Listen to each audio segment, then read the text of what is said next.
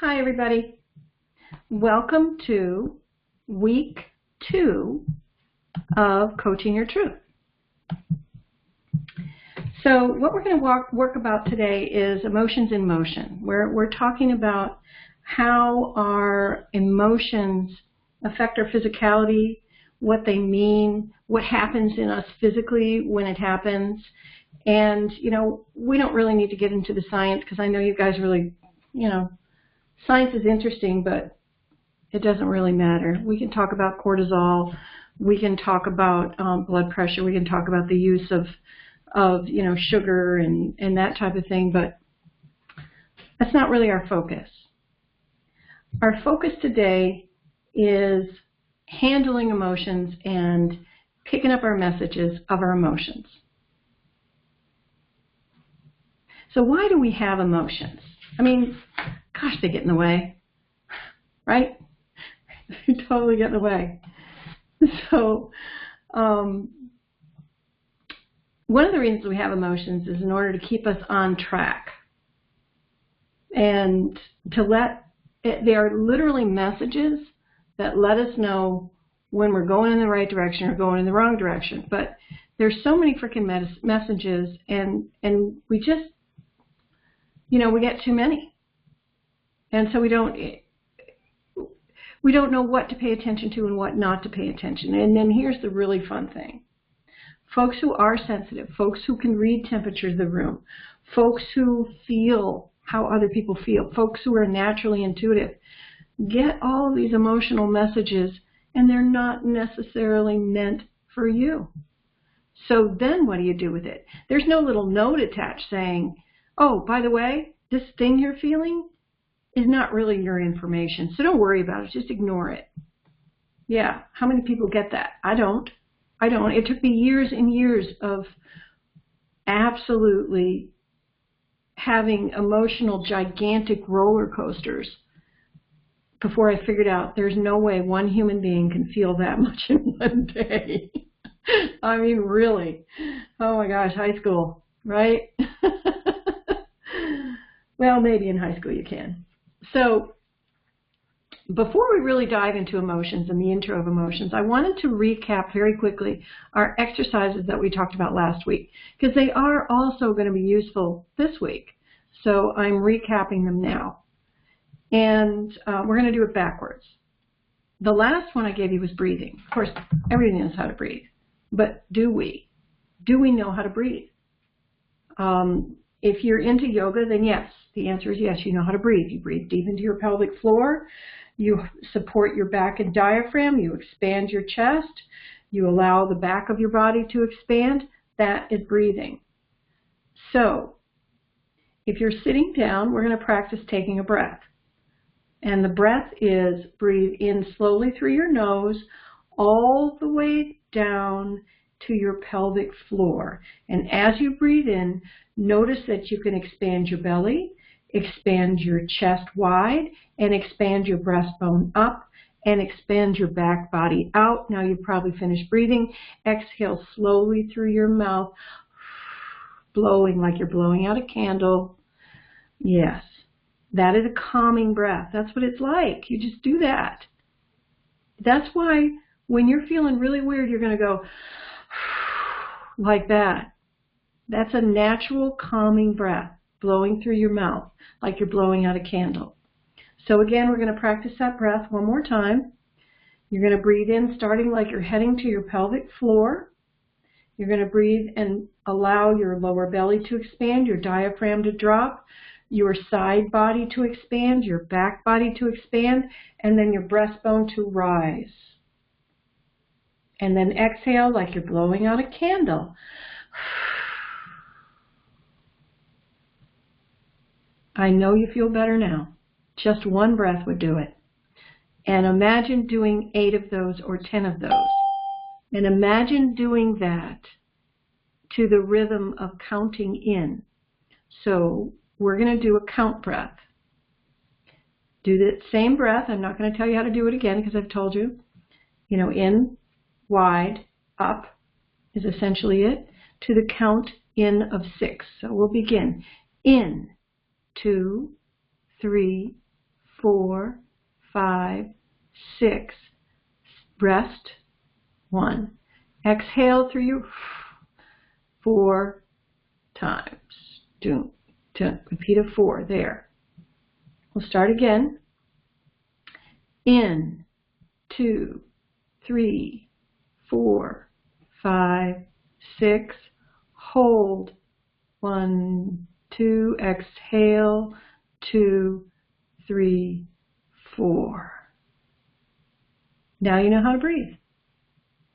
And I believe last time they gave you a rhythm of 10 breaths and then a rest. That basically stops just about any storm. That's a very good way of doing it. Now the other one we want to talk about is the focus exercise, where you focus on one thing if you get overwhelmed. And we're not going to go through that because we went through it before. And the very last thing is the coffee press, which I have used quite recently to great effect.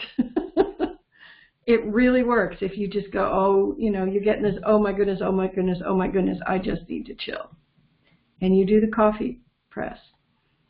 And one little aside I'd like you to notice is if you get very sensitive with your hands, you'll feel the stickiness. You'll feel where it sticks, just a little bit. Mine is generally at my throat or back body. A lot of people it's the heart, some people it's the solar plexus, some people it's the root. So just notice your hands may stick in a spot. And just be aware of it. It's just, you know, kind of a, whoa, there's some stuff there. Because that tends to be where you hide your stuff. So it's just a nice thing to know. So now we're going to circle back and we're going to go to the emotions again. You know, the emotions in motion, that's what this week is about. And the trick is we got to keep them in motion. Because when they stop being in motion, that's when they start being a problem. Raise your hand if you noticed that. Yeah, you have. So I'm going to say that the quickest way to keep them in motion is to think about something else. Yeah, everybody tells you that. You know, hello, my name is Scarlett O'Hara, and I'm not going to think about that right now. I'm going to think about something else. Right. That never works. It's like when people tell you to calm down. Yeah, does that work? You're going to take your head off. So, one of the reasons we have emotions, which is what we were talking about, is we're having emotions because we need guidance. That's literally all emotions are, is information from how we are doing in relation to our outside world or how we are doing in relation to what we want or don't want. And the we can be two things. The we can be our soul purpose, or the we could be the role that we have chosen to play in that moment. Yeah, you can think about that. Because we play certain roles in moments, right? And those roles that we play in moments are not necessarily the roles that our soul wants us to play. So boy, does it ever get confusing. I mean, just let's pile on some more, right? Go ahead. But literally all they are is information to let us know whether we need to course correct. It's as simple as that. But they become such huge storms, they become such a big thing that they become our whole world, and we think that is all there is. So let's talk about the energy of emotions. Let's pick one, the red one. How many people know what the red one is? The red one is usually anger, right? Or shame, those two. Anger and shame can be absolutely, completely overwhelming. The reason I call anger the red one is people who get super, super angry literally do see red. And it can be extremely frightening if you are a very small child and you are seeing red. So, that being said, this red emotion sets up a number of things. It changes your blood pressure, right? It activates your muscles. It'll tighten them. It'll want them to, you know, do something. Shame will also diminish you, right? It activates your muscles to contract, to kind of do this. But anger also contracts your muscles, but it stiffens your entire body. So there's that. And then there's all the the pressure and, you know, how many, and the things it does to your internal organs. You know, you just ask any doctor about guys who scream and yell and get angry all the time. They can give you a litany of what's going to happen. Heart disease, atherosclerosis, stroke, phlebitis. You know, there are a number, just check them off. And all of them have to do with heart and flow, because that's not what, you don't feel your heart and you're not in flow and you're mad. Just, sorry, you don't. So, now let's see what it looks like at the quantum level. You know, and what I'm talking about, the quantum level, if you guys need some help catching up, is at the quantum level, everything is just light and information. And, you know, there's big space in between when we get very, very, very, very small. So at the quantum level, it looks like a freaking hurricane. Things are just, it's just, and that you know, anxiety is the same thing. It just whirls and whirls and whirls and whirls and whirls. And it's like there's a hurricane that is just sitting over the top of your soul and it's not going anywhere. So clearly that's not what we want when we have emotions. So there are a number of strategies. People talk about mindfulness. People talk about getting outside yourself. People talk about putting yourself in the other person's shoes. You know, compassion, gratitude. It's very difficult to feel bad if you're feeling gratitude. Right. That is outside in stuff. All of that is outside in, except for possibly the mindfulness. But most of the time with mindfulness, you are attempting to press it from the outside in. You must focus. Right. So, what is it? I'm waiting for them to talk about. Oh, they're talking about soup. Great. All right. They're talking about how is it that you can feel and isolate one separate ingredient in an entire vat of soup, because that's what emotions are. They're vat of soup. They're just literally chemical and energetic impulses flowing through your body, and sometimes they lodge and sometimes they flow. Oh, they just asked me what was the point of that statement. They're explaining how the soup can be diluted and become delicious and flow, or how the soup can become not balanced. Oh, they're talking about the balance of flavors. Oh, very subtle, guys. That's pretty cool. Okay, so we all know there's a base of soup, water, right? We all have our base of soup. I guess we're going to continue this metaphor of soup. And there are a number of ingredients in the soup. Sometimes it's a vegetarian base, sometimes it's a meat base, but there's always a base. So that base is us. That's our soul. Then we add in different spices and flavors. And we want to balance the notes, just like you balance a low, a medium, and a high note in your soups. Vinegar would be a high note, and a low note would be mushrooms or that type of thing, if you guys cook. So, continuing on with this metaphor of soup, when soup is out of balance, remember to mute yourself. Remember to mute yourself. It's the little button on the top that you mute, and I can mute everybody, I think. Anyway, I've forgotten how we did this before. Just, here we go. Mute. Good. Got it. So we were talking about soup, right? Grab your thread. Yes. Okay. So what we're looking for is the balance and how to keep the soup moving. Essentially, we don't. Soup overcooked is no fun. What a bizarre metaphor. As long as we're all on the same page, and we're going to talk about the ingredients and how they make things feel. Now, we all need a piece of low in order to know where low isn't. I know that sounds counterintuitive, but it's important. We all need, sadness, grief, that type of stuff, to know where joy and amazingness is. I know you would agree with that. It doesn't feel good, but it's nice to have balances and boundaries. Everybody feels much better when they know where the edges are. That being said, I'm going to introduce this scale of emotions. And hopefully it will go exactly as I asked. There we go. Sharing screen, applying changes, and tell me in chat if you can all see this. I'm turning off my video, and I'm talking about this. Does everyone see it? If you're on a phone, I'll just trust you. But yes, good. Thank you.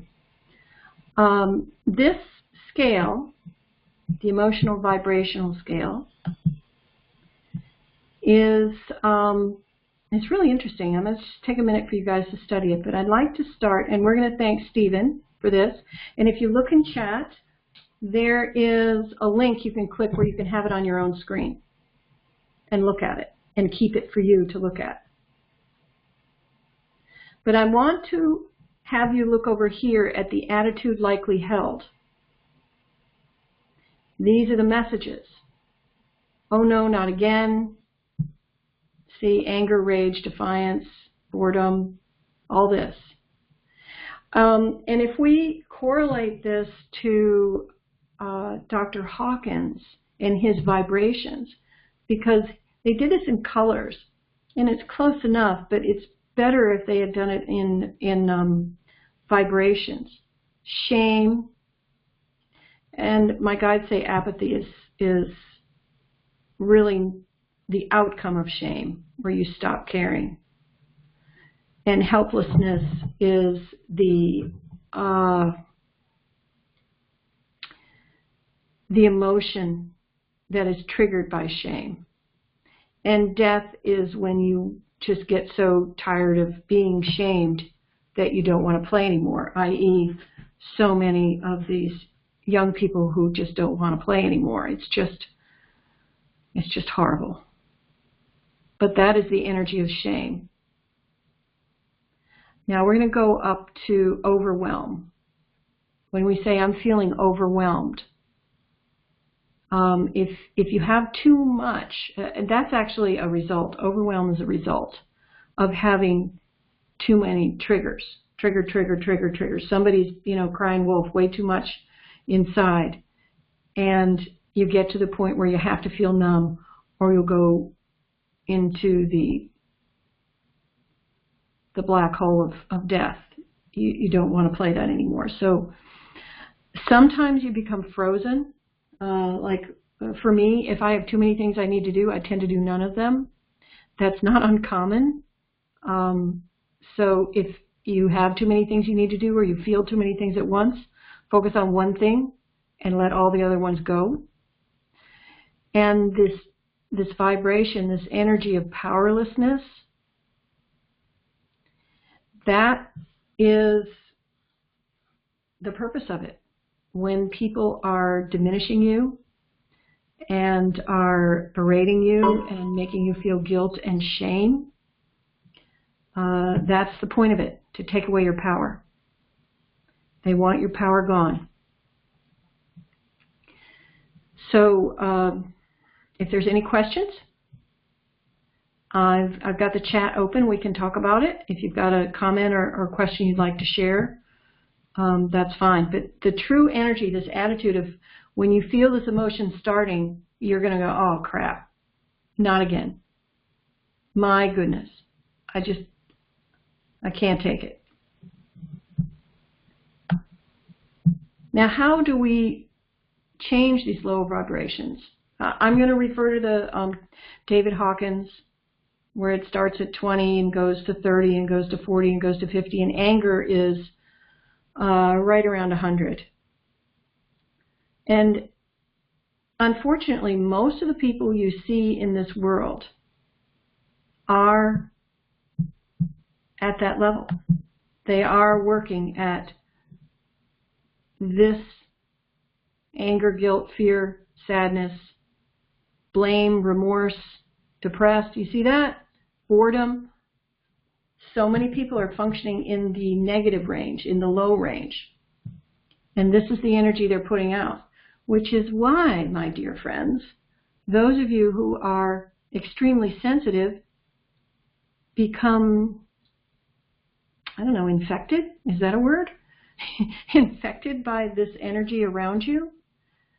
I know you all have noticed that when you're around a lot of negativity, you tend to carry it around. It gets stuck. It becomes part of you. And I'm sorry to say that it's common because we're human and we need to be connected with other people. And we connect and we just take it with us. So now we're going to go up and well, actually, I want to know the message. I want to tell you the messages. We'll start with anger. The message of anger is, number one, I've been trespassed against. Or the message of righteous anger is someone I love has been trespassed against. It's always about trespass.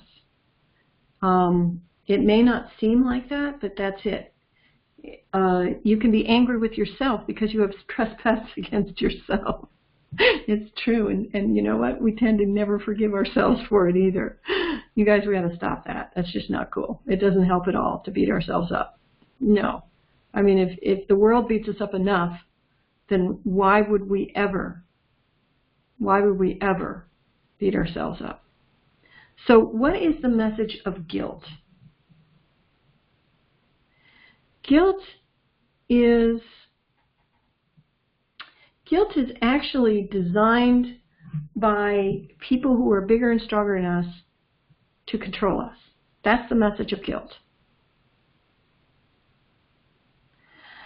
Also, there's a very, very tiny thing of guilt, but it's closer to remorse, real remorse, not actual guilt or shame. And that is, I regret my actions because I unknowingly hurt someone. That is very, very different. So, that being said, let's look at grief. Grief actually vibrates higher than guilt and shame. I don't know why on this scale they have it below, but what is the message of grief? Acute grief is a part of me is missing. That's acute grief. And it becomes about, being very, very, I'm having to relearn how to function in this new way. A part of me is missing. But chronic grief is actually about you. It's not about the person you've lost. It becomes about you or the thing that you lost. Sometimes people grieve things like cars, which is weird. So what's the difference in that energy of grief? The first one is, oh my goodness, I have to relearn how to live in this new way because this emotional, energetic support that was near me is now gone, and I have to learn how to function. Now let's make that chronic. Then it becomes about, oh my goodness, I am broken.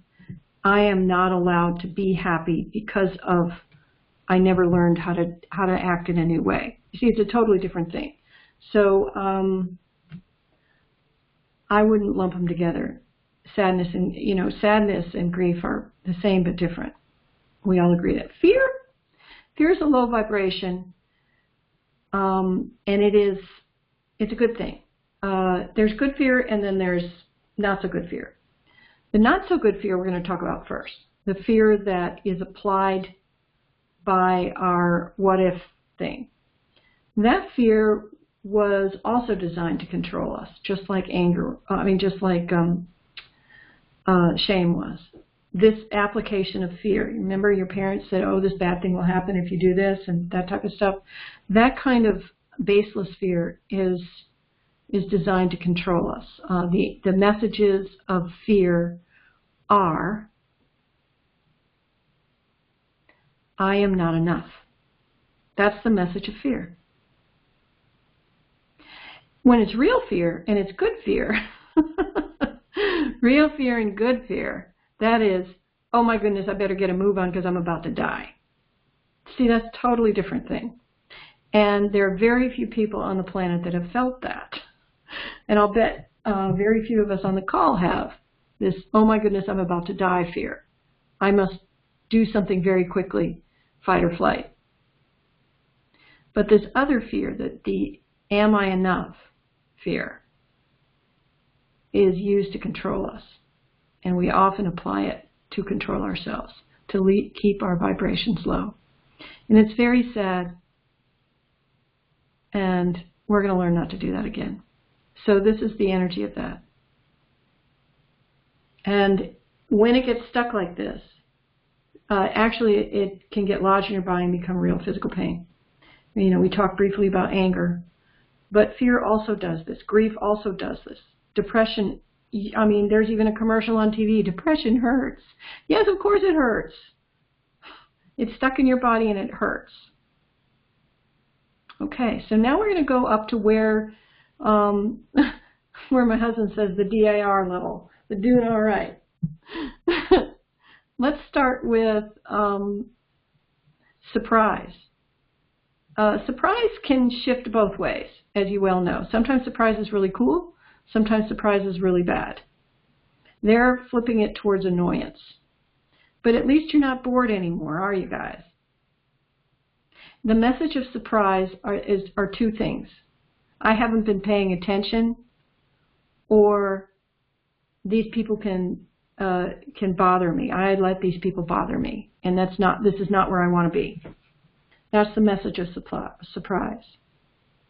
Well, then there's, you know, happiness, but I don't know why they're calling it nervous happy. The guides don't like it there.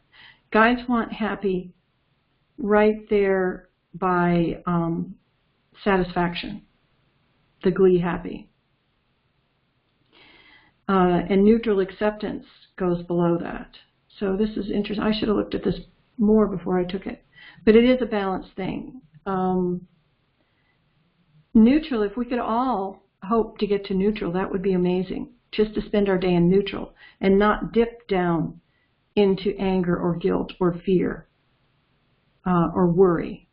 The energy of worry says, I know there's something wrong, but I'm not sure what it is, so I'm going to make up something. That's the energy of worry.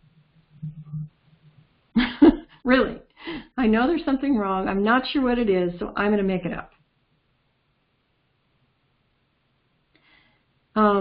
So let's all think about the energy of neutral. Neutral means I am doing all right, DAR. I am just here. I am breathing.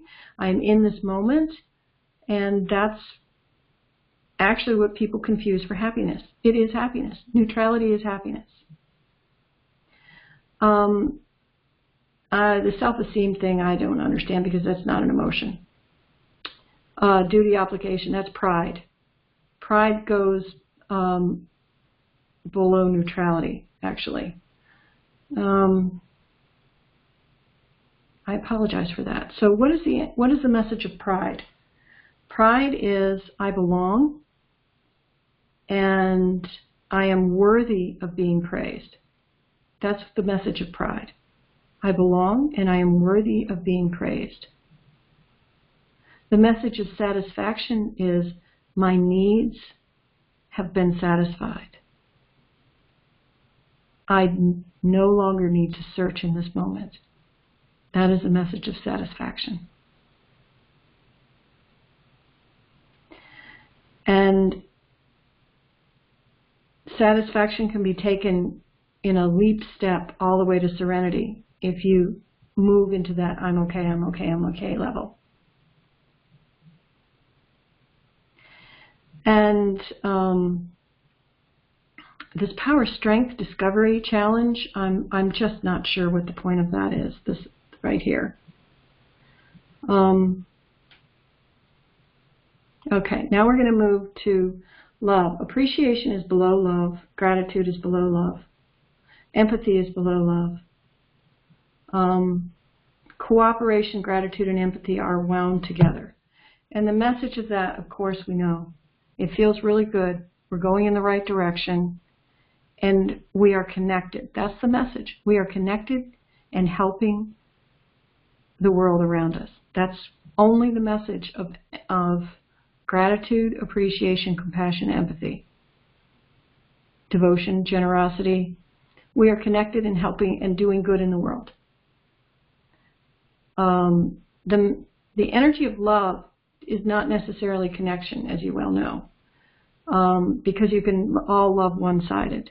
And the energy of love merely means that is something I like and I want to be near it. And that's it. Go in that direction, you like it. And oddly enough, the message of jealousy is the same thing.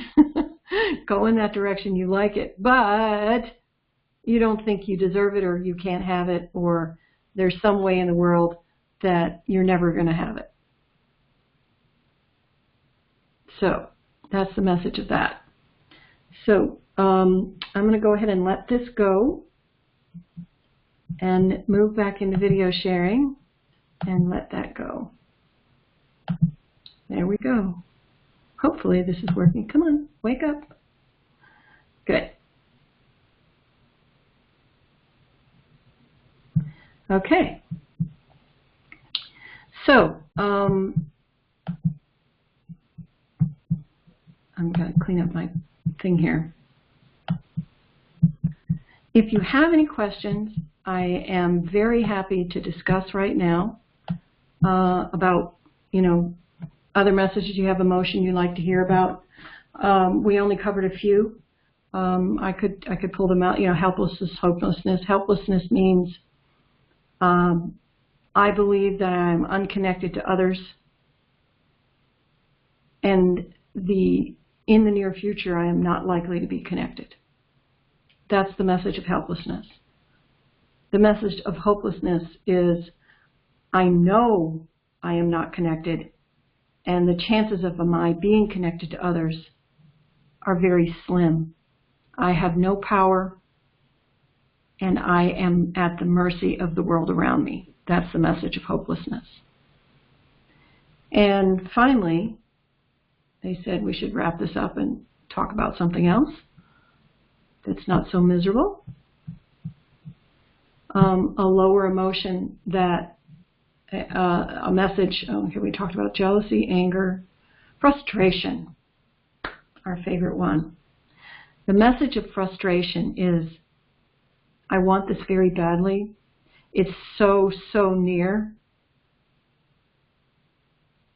And I am either not being understood, or I believe there is something preventing me. That's the message of frustration. I believe there's something preventing me from getting what I want.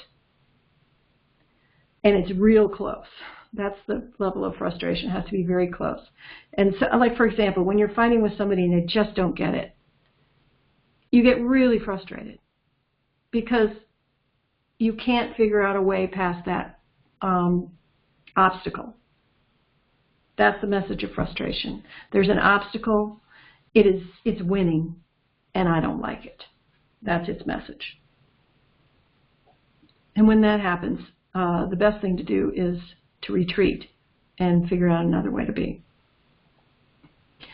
So, that being said, let's talk about some different emotions that are easier to deal with. Let's talk about the message. Oh, which one did you want to talk about? The message of devotion, what devotion is. That's an interesting message when you feel the emotion of devotion. And devotion is very complex. Devotion is a mixture of love, but it's also a mixture of you are better than me. I place you above me. It's worship, right? And when someone is worshiping, yes, I am honoring, and that's that is. But you also never ascribe to be at the level of the person you are devoted to, or the thing, or the item. So watch that. It's a slippery slope to powerlessness, devotion is. Because you think that you're never going to be as good as that thing that you devote. A nice way to handle devotion would be emulating rather than worshiping. Because that way you can become that, you model, you can become that. Other emotions you'd like to talk about? Message of emotion? Shame, pride, fear. Okay. Anybody have one they want to talk about? Guilt, anger, shame, pride. Love, we know about. Love is actually pretty. It's not just one thing. There's filial love. That's esprit de corps. Fighting with your band of brothers or sisters. That is actually connection, not love. Then there is protective love, and that is very different than soulmate love. You see, so I'd like you to look at the different messages. I don't like that they're all called love, because they're different. But the English language doesn't have a name for the difference of those. I'm asking my guides, are we finished with the messages of emotions? No. Can you tell me if there's an emotion we haven't covered that you want to cover? Disgust. They want to cover disgust. What is the message of disgust? Which is interesting. When we feel disgust, often it can go two ways. We can feel superior, or we can feel shame because we judged. But really, disgust is a very simple thing. It's ooh, get away. That's all it means. Is ew, I don't like this, get away.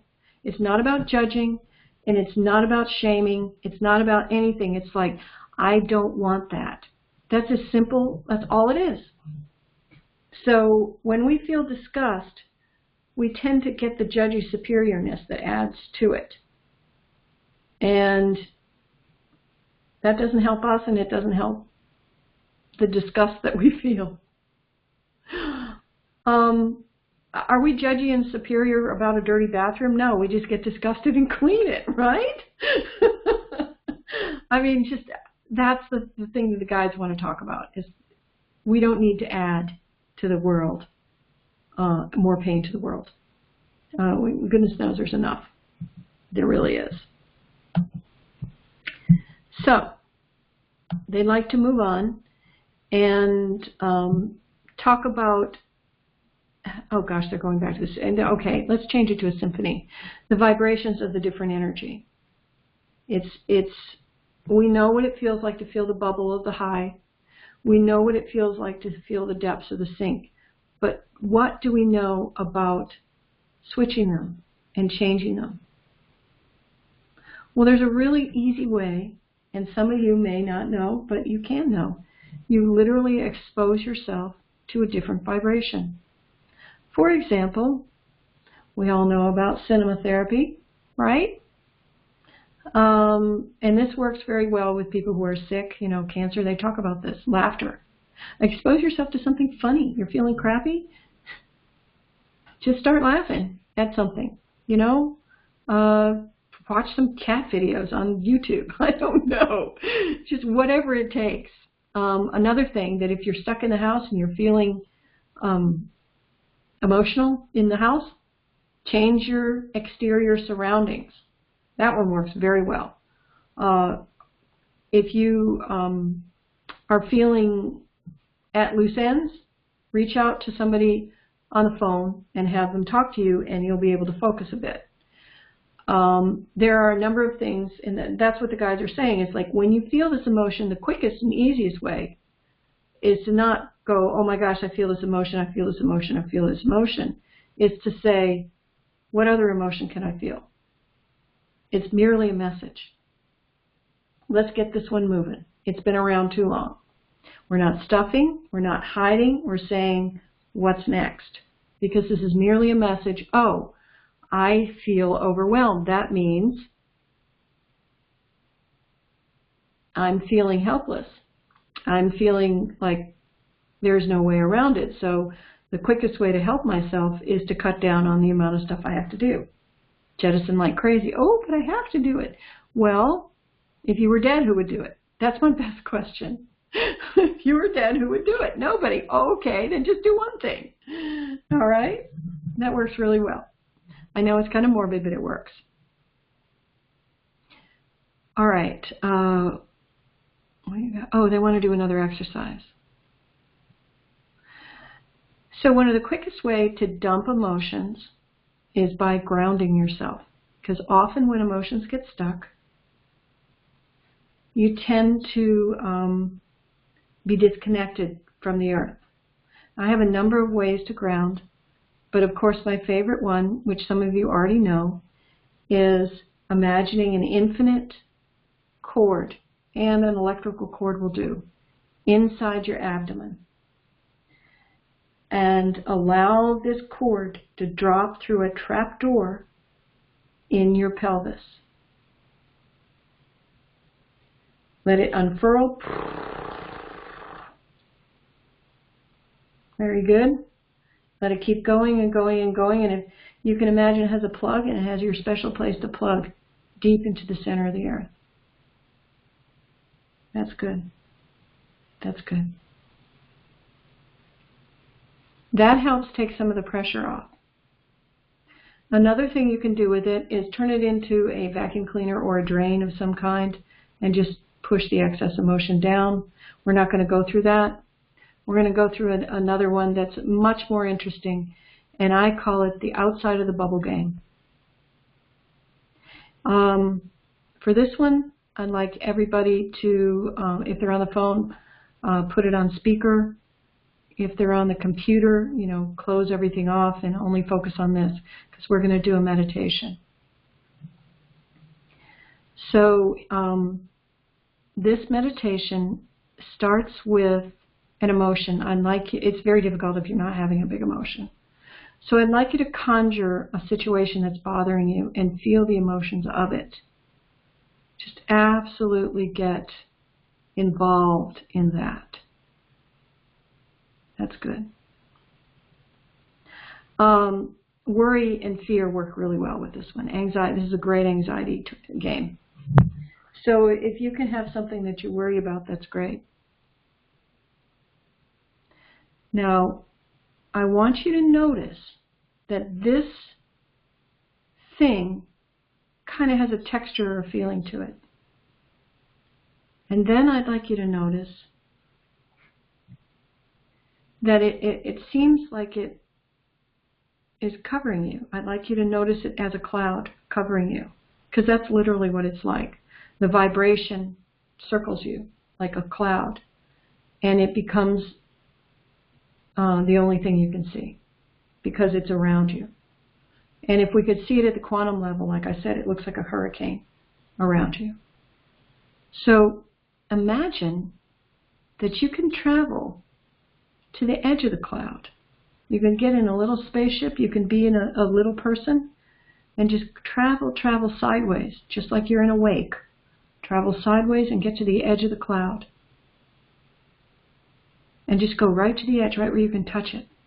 And notice if you poke through, you could see that there's nothing on the other side. Walk around it and feel all the edges of that emotion. Just notice it's all edges. Now, take a giant step and step outside of that bubble. There's still you inside with this bubble, but there's another piece of you outside of the bubble.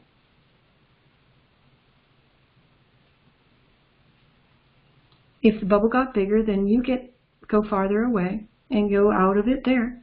And keep going until you get all the way to the edge of the bubble and step out of it. Now, you know how on an iPhone you can pinch and make things small? I'd like you to use your energy and push that bubble and push that bubble and push that bubble and push that bubble and push it until it is smaller than a marble. And now look at it. It's just a silly marble. Let's roll it away. That works really beautifully if you're having a strong emotion and it wants to take over.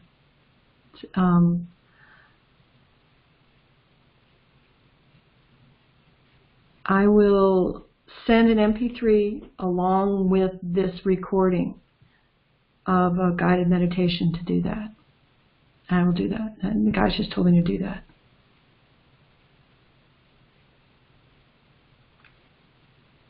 Okay. And the last exercise they want to do, they're calling the turnaround game. Okay. I like it. So when you're feeling an emotion, and this one works with anger, frustration, when you're feeling pressured to do things, resentment. It works with resentment. It works with a number of emotions like that. The turnaround game is if you say you're angry at a person, switch places. You absolutely switch places. You become the other person, and you are asking the other person to do precisely what that person is asking you to do. Or you become the other person, and that other person, just switch places. They call that the turnaround game. And it takes a little practice, but it can be a lot of fun. Because you then realize how absolutely out of proportion an emotion might be, or how justified it might be. You see what I mean? It gives a whole nother perspective. It usually works best when there's more than one person. But in the turnaround game, the rules are there has to be a clearly defined A and B person. There has to be a clearly defined emotion or feeling or action involved. And then finally, there has to be clearly oppositional roles. And you just switch them back. And when you switch them, then you get a whole new perspective. This works also with problems that turn them around backwards. Often we forget that there's more than one way to look at stuff because we get so tunnel vision. We get our idea and, we have to stay in that one lane because we know we're going to get to exit soon. But the other lane is clear and there could be a gap up. You know what I mean? It's just, that's a way to start thinking outside of the box. Okay? So, is there anything, guys, you want to talk about? Yes, we want to talk about the shadows of emotions when you connect with other people. What does one do when one is connected to another person and that person is having an emotion that is infecting? Well, that's a perfectly good thing to talk about. Yes, guides, that's a great thing to talk about. What does one do? The first thing one does is to recognize that emotion that is seeping and infecting and permeating your field is not yours, and you don't have to deal with it. So now add devotion or love or protection, and you feel like it is your responsibility. So let's talk about what responsibility you have. If this person is an adult, you have no responsibility. That person can have their journey and their feelings, and you can support them and help them, but you don't have to feel their feelings for them. They're an adult. If this person is a child, then you sit the child down and tell them that they are having an emotion, and this is what the emotion is. If they're very young, they may not know what the emotion is, and help them to understand the meaning of the emotion. But again, you do not have to feel the emotion. You just have to support the person while they're having it.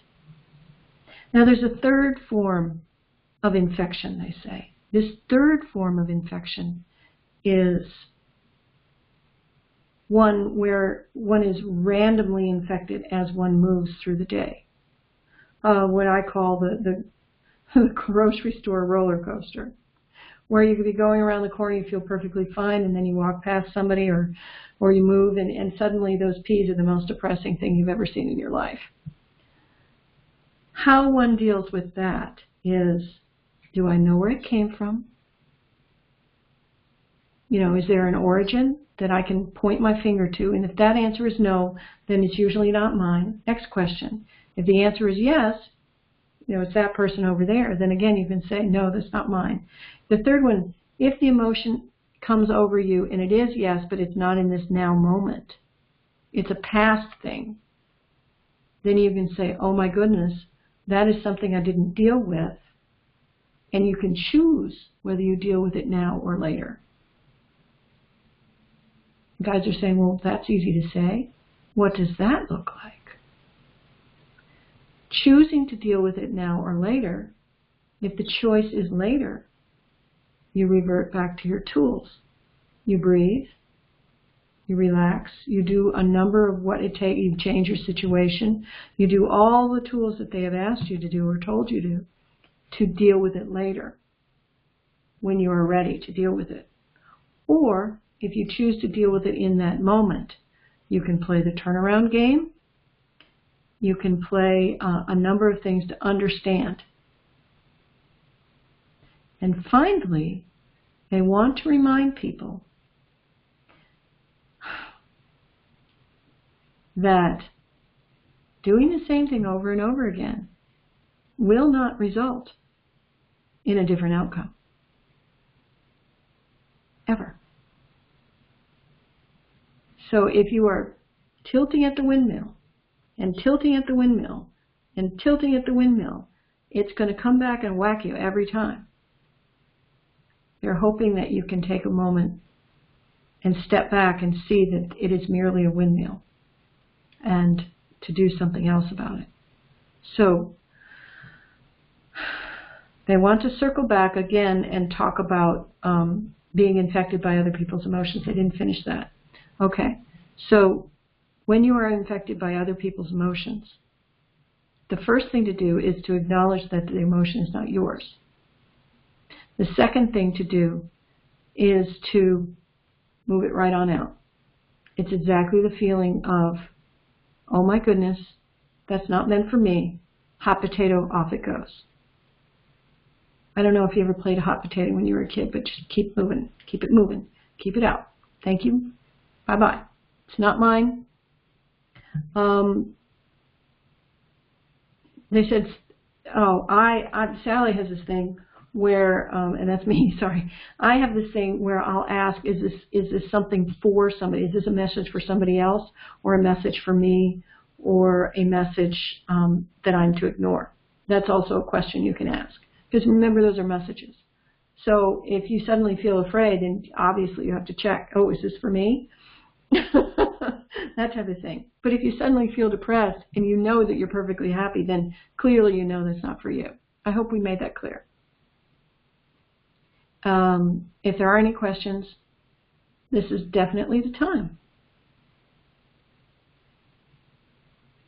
That's good. And if you want to share or discuss anything or have something clarified, I can unmute.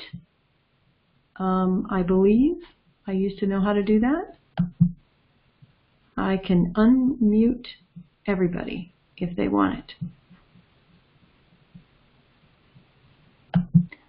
So I'm going to go to... Right. So now, please instruct attendees to dial *6 or click the Q&A button. Yes. Now where do I find the questions?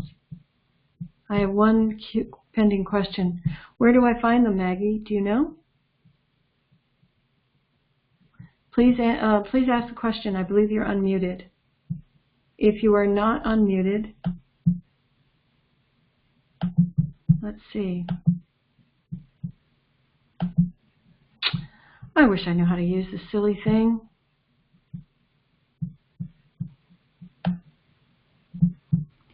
I really do wish I knew how to use this silly thing. Are they in? There we go. Maggie, are you in chat? Click to unmute.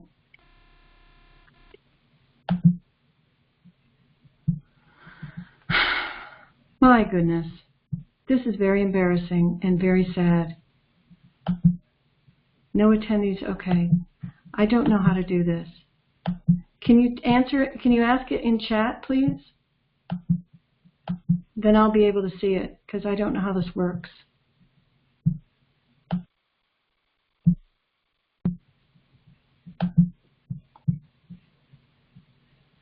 All right. I'm sorry. Please forgive me. I'm going to give you my email address, and you can email me all your questions. Oh, good, Maggie. Thank you for typing it. So the emotions that we are moving through, it seemed too easy to just hot potato it away. Very good. Thank you. Good. Thank you. It depends on the emotion. What I'm talking about are other people's emotions, not our own emotions. We can't hot potato our own emotions away. So our own emotions are, first we receive the message. What does the message mean? The second is, what do I want to do about it? But if it's somebody else's stuff, you know, like here we are driving down the road, and suddenly we burst into tears for no apparent reason, and you're alone in the car. I mean, you might have been listening to country music, and it's designed for that, but really, that's clearly not your emotion. It's probably in the person next to you is thinking about just breaking up with their boyfriend. You see what I mean? So just hot potato that out. Does that answer your question, Maggie? And you can put it in the chat. Good. Now, Sue has a question. See, this works so much better. Sue has a question about getting rid of someone else's emotion. Did that answer your question, Sue? Or would you like me to discuss that more?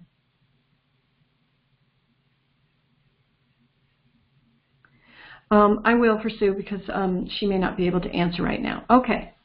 So, oh, if it's sticky. Okay, there are sticky emotions. There is a concept of sticky emotions. And let me talk about sticky emotions. And I discovered this is what's really cool about sticky emotions. They only get sticky because you are already vibrating at that level somewhere in your mind or in your heart or in your body. So when an emotion is sticky on you, that means it is sticking to a thing that like attracts like. So imagine I'm feeling shameful sometime, but I can't figure out why I'm feeling shameful, and I can't seem to shift it. I've got a perfect real-life example. About 6 months ago, I went to the dollar store feeling perfectly fine, but a little tired, and I walked out of there just miserably sad. But I had no thoughts in my head, and I couldn't figure out why I felt miserably sad, and then I understood it was the other people in the store. But I had some miserable sadness in me that I hadn't finished dealing with.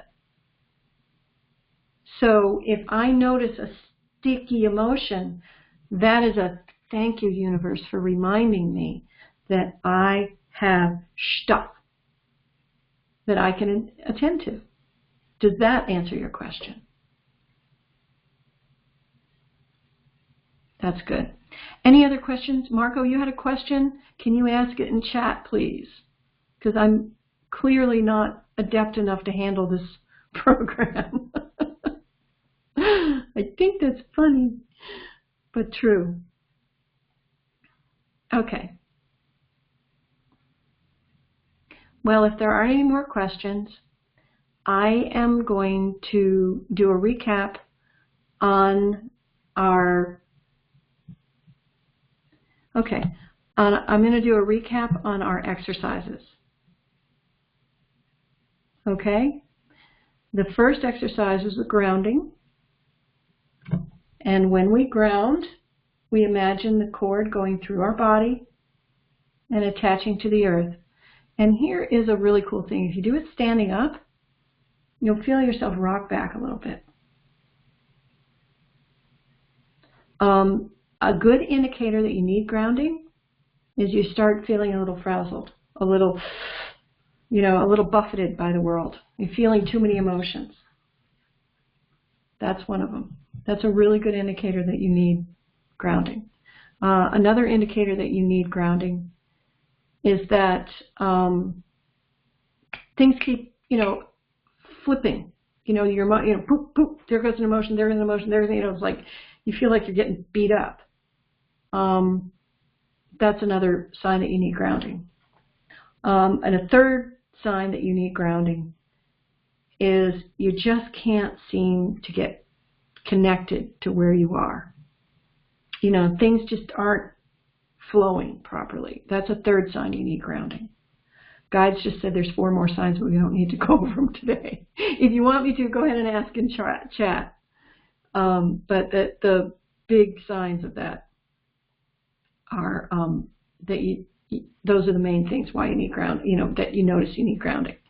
Okay, the next thing we went through was the, what was it, the bubble game? Yeah, inside, outside the bubble game. And that was creating a mindfulness around the storm of the emotion. That takes practice, that takes time, and I will give you a guided meditation that will walk you through in a much more appropriate situation than this one on how to find the edges of the storm, because you'll pull it out, you'll have it on your phone and you'll listen to it with earbuds in the moment of a storm. It works very well that way. All right, and the last one is the turnaround game, where you swap places with the problem. And it works best if it's more than one person. So again, I'm going to open it. Any questions about those exercises? I'm here to help if you want to type it in chat. And my assignment this week is to figure out how to handle this.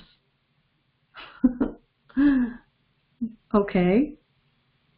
That's definitely my assignment to figure out how to make this thing work. Either that or use a different program. Okay, now we have homework, and it's pretty simple. I just want you to notice how many different emotions you're having, either at one time or one after another. Just simply be mindful of it. That's all. Pretty cool, huh? What's really cool? Our goal is, to the end, is to be able to decide how long or how frequently you're going to have these emotions. It is possible to turn your brain off. I know it's weird, but you can. Well, thank you, everybody. And again, I will email you the link to the recording. It'll be in your inbox in the morning. And I will record within the next week the guided meditation to get outside the bubble. Thank you, everyone. I truly appreciate you. And this is fun. Bye-bye.